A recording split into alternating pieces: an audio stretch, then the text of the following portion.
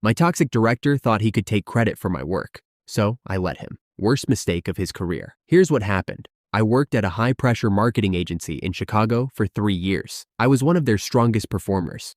I brought in the biggest clients and managed a team of 6. But then we got a new creative director named Chad. Chad is the human equivalent of a paper cut. He's 32, wears vests over t-shirts, and thinks synergy is a personality trait. Within 1 week, he started taking credit for my ideas in board meetings. When I confronted him, he just smirked and said, "Hey, I'm the director. Anything you make belongs to me." The breaking point was the global launch project. This was a $50 million account. I worked 80 hours a week for a month to build the entire digital strategy. 2 days before the presentation, Chad sent me an email. "I'll take it from here. Hand over all your login credentials and source files. And don't show up to the meeting. Your vibe doesn't fit the brand." I was shaking with rage, but then I remembered a tiny detail in my contract. See, I'm a technical architect. My contract specifically states that I am the only person authorized to manage the encryption keys for client data for security reasons. I didn't argue. I didn't complain. I just followed his orders. Exactly.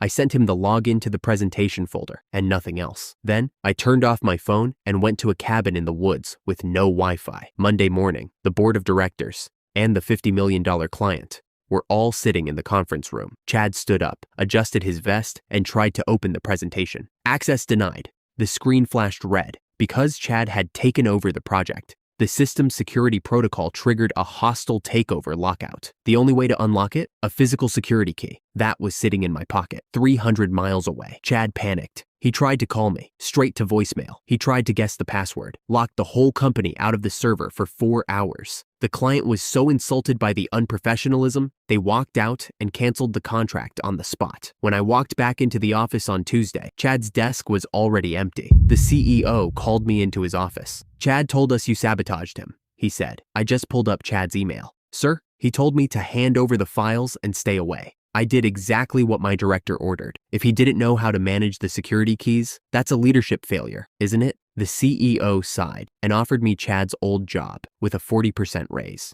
Chad? Last I heard, he's trying to become a life coach on LinkedIn. Good luck with that, Chad.